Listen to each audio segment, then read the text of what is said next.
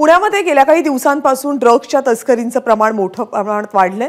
गेल्या आठवड्यात 4000 कोटी रुपयांचे ड्रग्स जप्त करण्यात आल्यानंतर आता पुन्हा एकदा मोठा ड्रग्सचा साठा पुणे पोलिसांनी जप्त केलाय।